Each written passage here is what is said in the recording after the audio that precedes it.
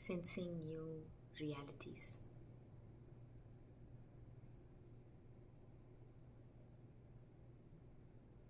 We are always sensing new realities because that is the nature of that which we are as mind. There's a couple questions coming up about sensing, and then I don't see anything.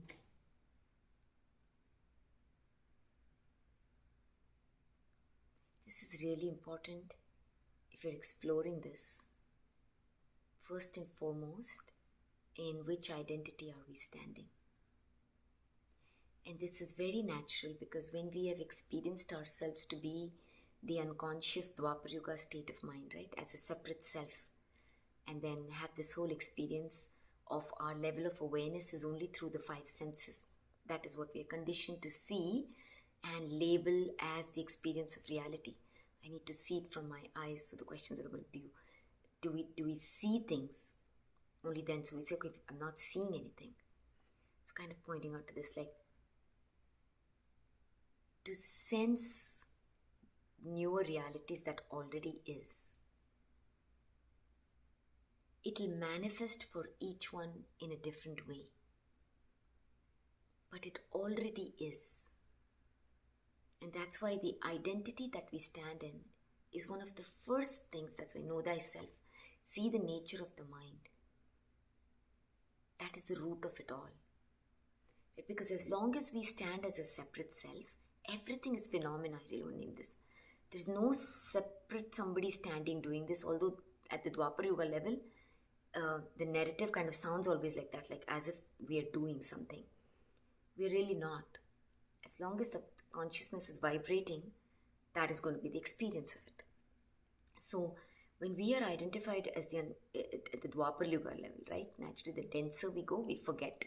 That's part of the play. Right? So because less sensing, the natural result is that we have forgotten what we are. That as consciousness, everything that appears is that which I am. Right? So I'm the source. So we forget that. And what happens is then we come into this, and this is a choice, right? Because all there is consciousness.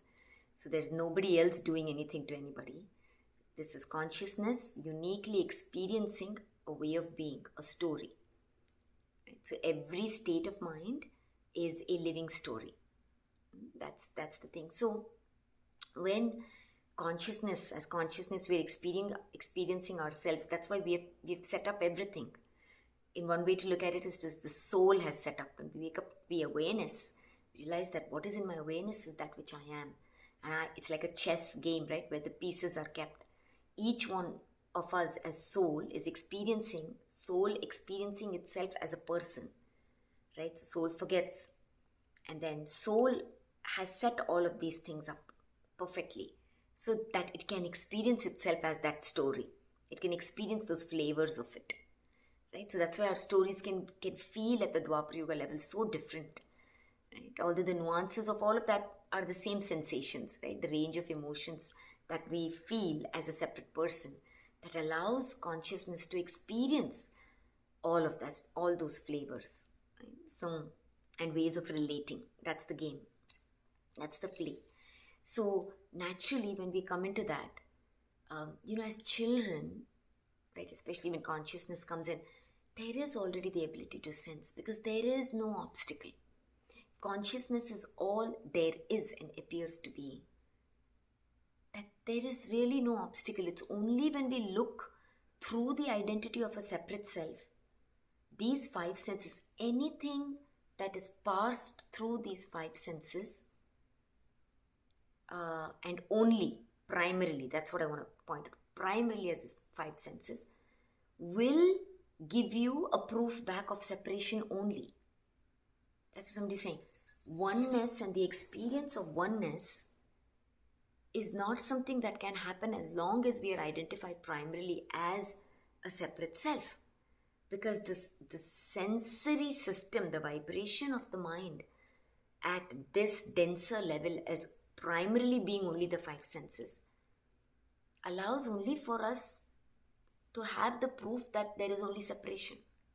that there is a single world outside, and that there are many and things are separate, and there's distance, and there's all of that, right? It's a linear time space experience of concepts and all of that. And therefore, even as seekers and even as truth seekers, right, in that sense, if you put it that way, we look outwards for the truth, because the whole experience itself, the paradigm itself is set up. Yeah, there's one reality outside, everything is outside, I attain it from there.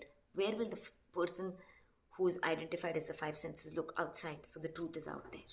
So that's why we look outside when we're seeking, right, the truth within. Although at the root of every teaching is that we are the unnameable truth, and everything that arises is, whatever is expressed is a context, it's a subjective truth that allows for experiencing. That's how each mind is uniquely experiencing the beliefs it has. And even beyond the belief, it's the awareness, the way that consciousness moves as awareness is so unique. That's why you see, it's like we think, okay, when we'll awaken, then we'll all look the same. Get this often, right? So we'll all be like just this silent, because that's the picture that's been painted, right? We'll all be like just these silent saints. That's not how it is. Consciousness is experiencing itself, uniquely pouring into this perceived world that it is, and all there is ultimately is simply experience. So, a couple things here. That's why. So, it really depends on who the I is.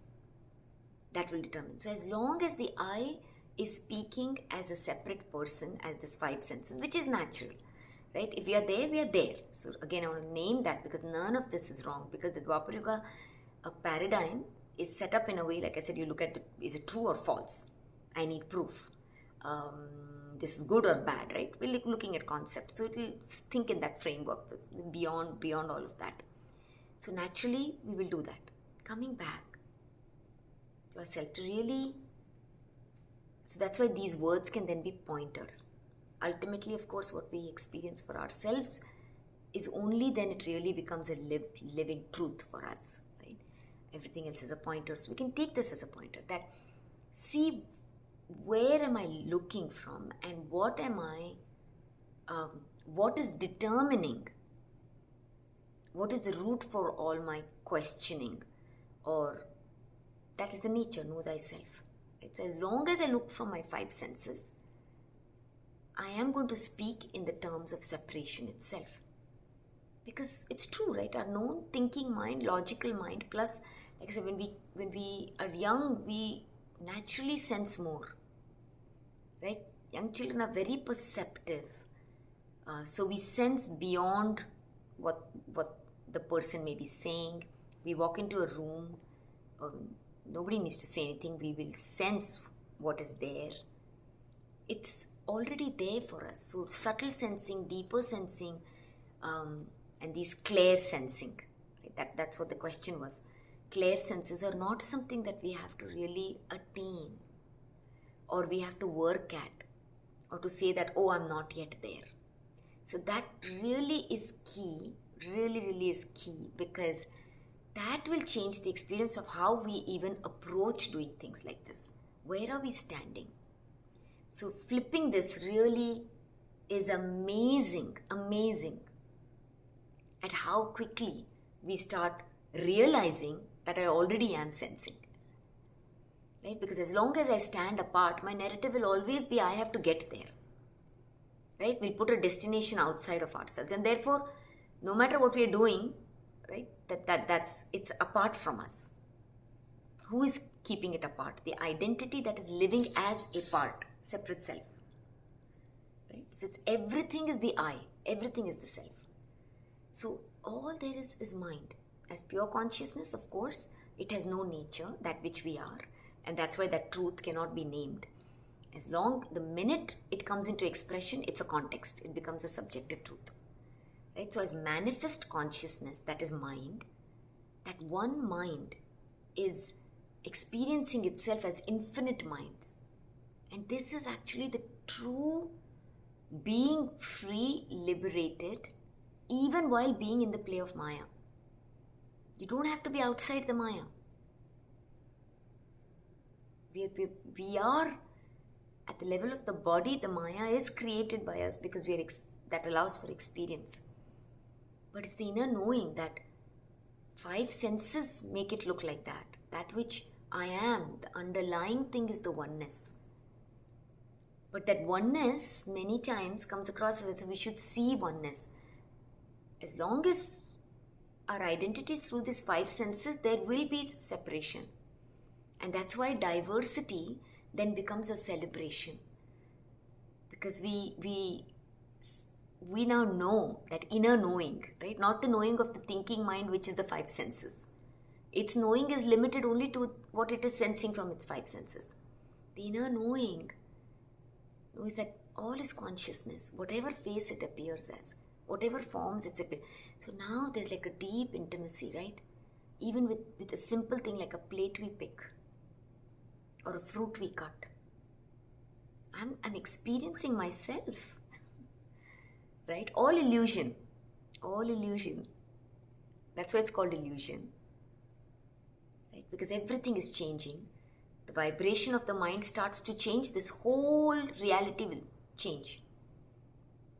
And that is what it is. When clear sensing, subtle sensing starts happening, we start seeing auras, right? So I kind of really want to name this because this is where the question was. So I don't see, do you see? Like this was the question, do you see visions? Like do you see?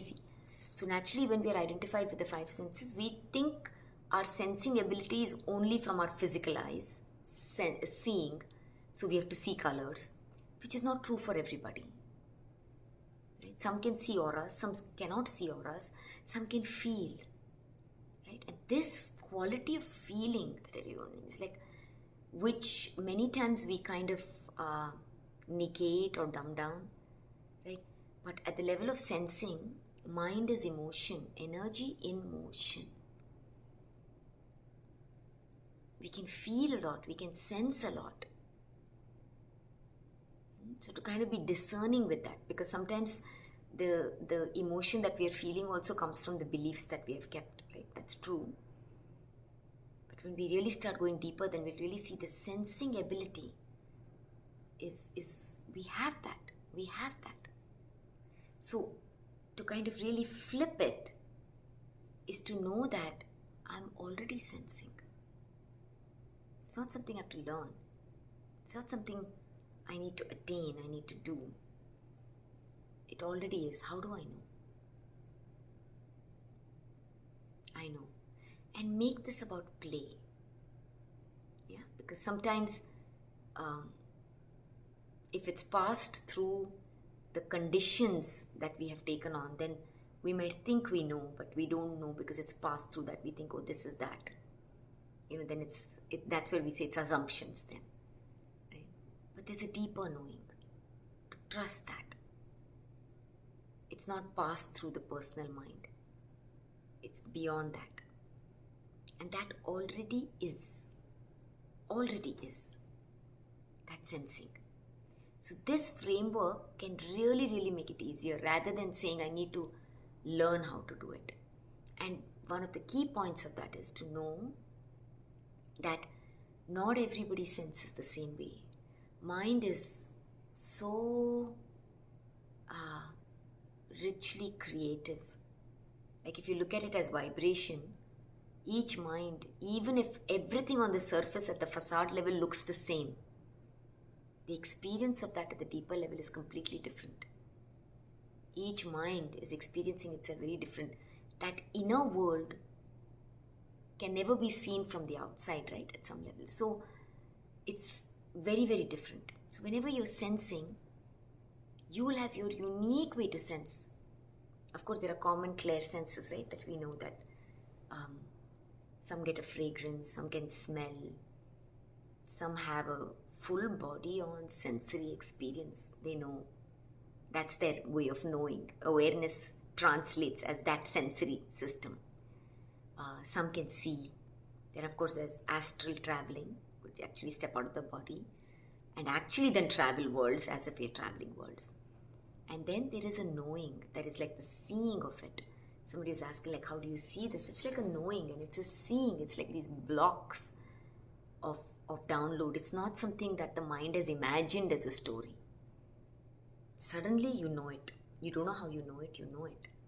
And that knowing is in your bone, in your cell, in your energetic body, that you don't need anybody else to tell you. It's your knowing, right?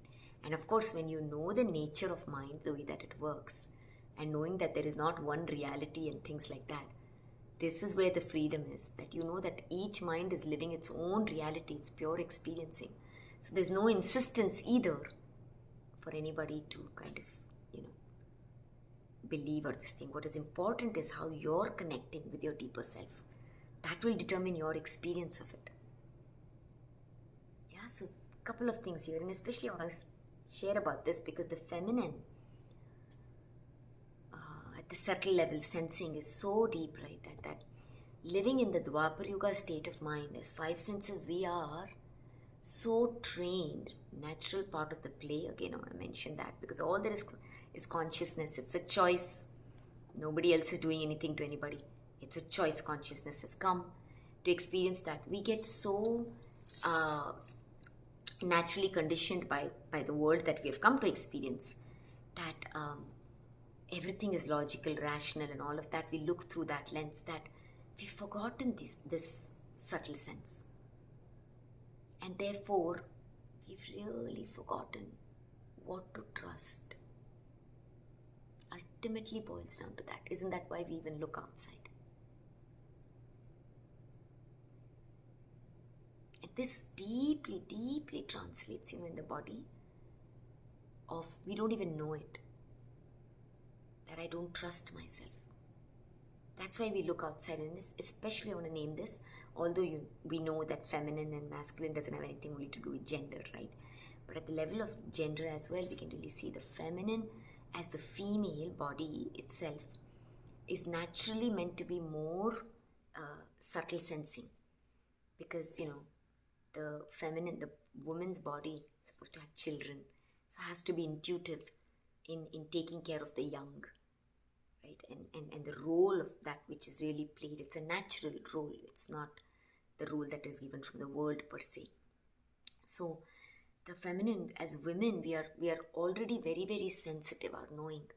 But because we are experiencing ourselves as the Dwapar Yuga state of mind, we get conditioned to live from the masculine dominant intellectual mind. So that's why the mind is ruling over the heart and the body. The body can be connected when it's transparent, okay, when it's without the conditions.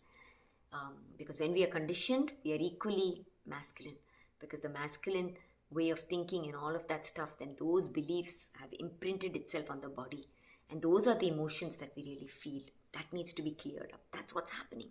That's the Samudra Manthan. So to see the beliefs that I carry and allow that to come forward, so then the body becomes like this translucent. Yeah, that's part of it. And how we can really facilitate this is to be, this beautiful, beautiful thing that we can really put our hands on our heart. Simple practices, right? On hands on our heart, or on our belly, or however, or just come fully in the body with the breath. And really feel into this statement that I trust myself. I can trust myself. I know. There is an inner knowing. This could be very, very, very, very helpful.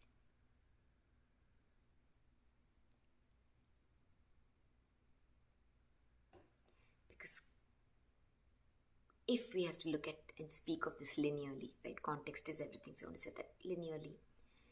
The experience of this Dwapar Yuga, experience of playing as duality, and the stories that we have lived in, living this masculine, dominant, patriarchal kind of this thing environment, one of the things is the past, one linear story, right? There are many, is it can be where naturally, that's why women, a lot in the olden days, were the women who were deeply sensitive, that divine intelligence moved through, right?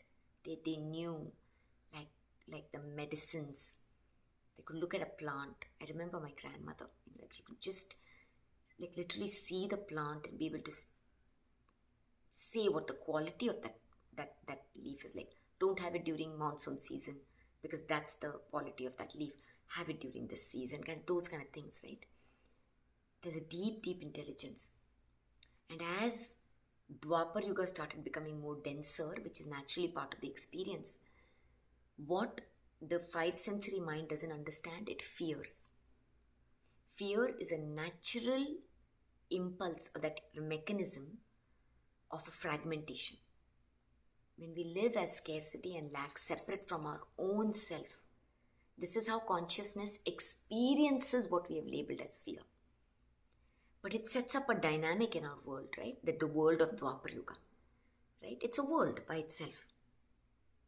And every time the mind vibrates, it experiences that reality. Everything arises from the nature and the vibration. That is the mind. So when we are playing as that naturally, when the experience of deep sensing person is there in a world, then that deeper sensing is feared. That is why women were, even burnt at stakes, saying, because the main world that was denser and at the gross level could not understand. It looked like that other person had superpowers that they knew, and then that brought a fear, because the Dwapar Yuga mind cannot trust, because it can only trust at the level of its awareness, which is five senses. Show me, then I will believe it. If I touch it, I know it's there. So that is familiar for me. I can trust you. What I don't see, I can't trust. Natural phenomena, right? Nobody's doing anything on purpose. Very, very clear, like to mention this. So when that happens, naturally what I don't trust, I fear. And if I'm vibrating at the level of the five senses, it's reaction. Anything that I'm going to fear, I'm going to reject, I'm going to deny, I'm going to hurt, I'm going to kill.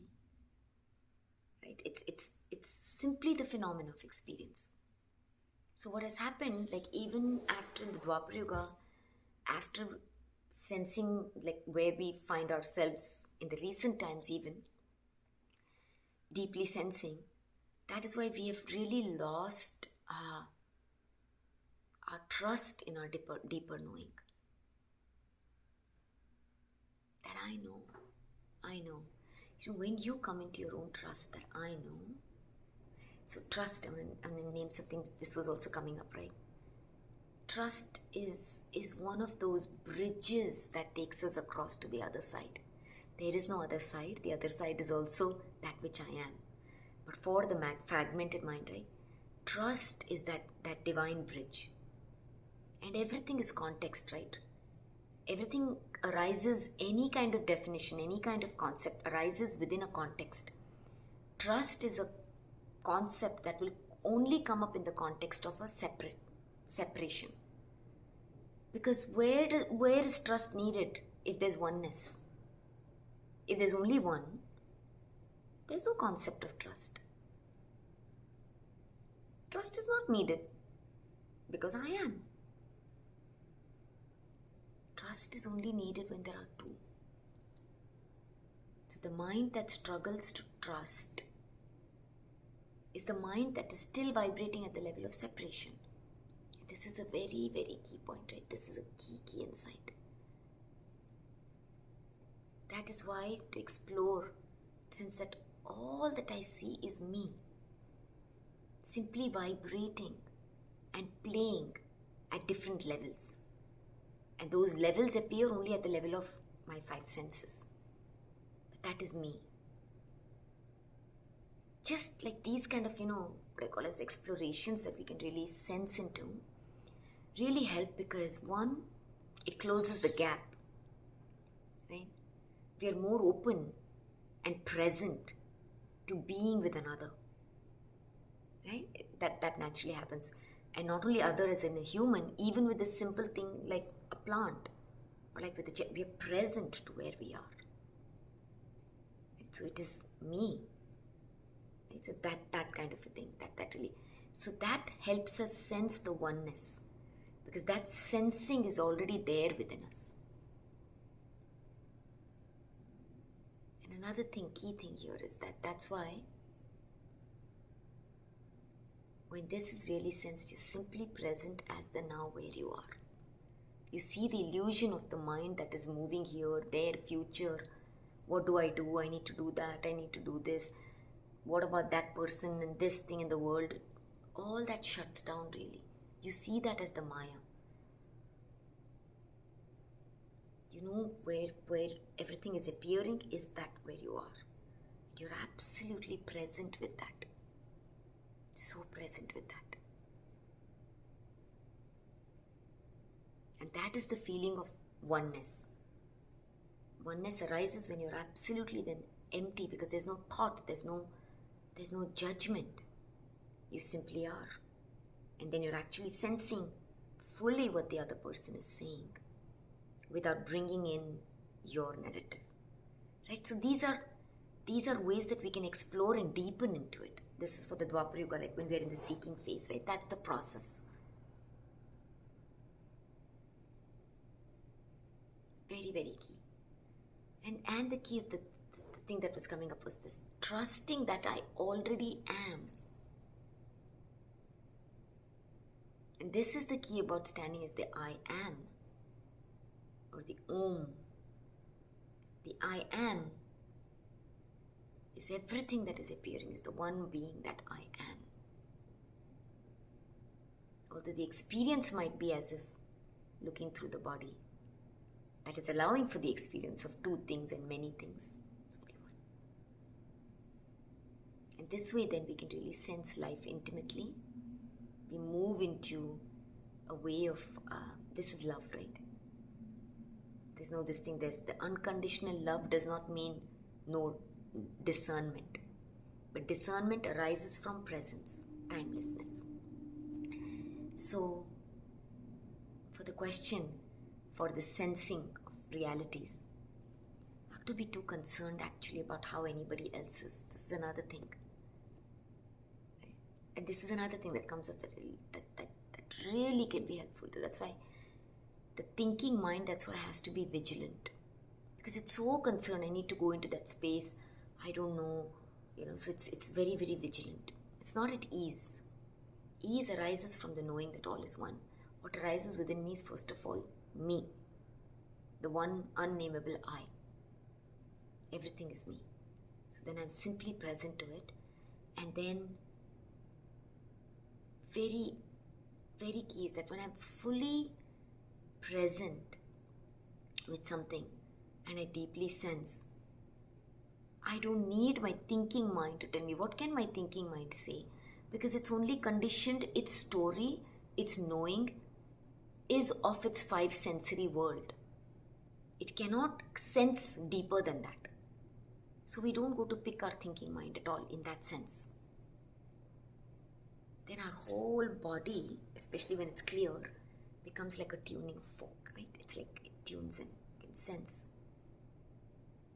You can sense what the perceived other is feeling beyond their words, behind the words. Right? And then from that discernment arises, can I really help? There's no question of whether I can really help, it just arises. You just know.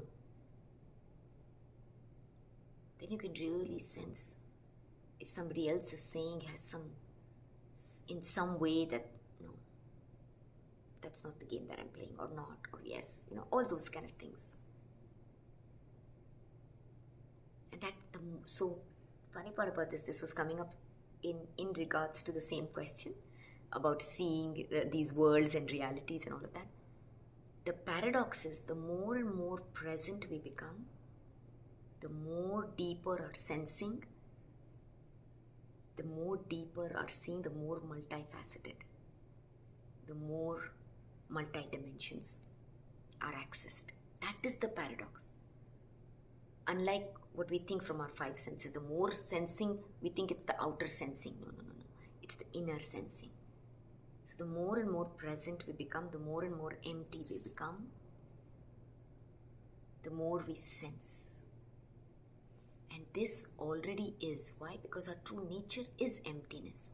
which is a fullness. That's why more present, coming into the now, pausing, not immediately reacting to the assumptions of what our five senses may be seeing of another or the world. Just sensing before, and we can notice that, right? Our mind may do that. That's fine in the beginning.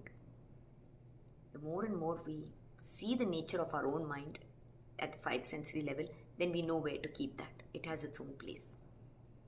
And we become present. So this can ask us to become, naturally simplify life. We become slower.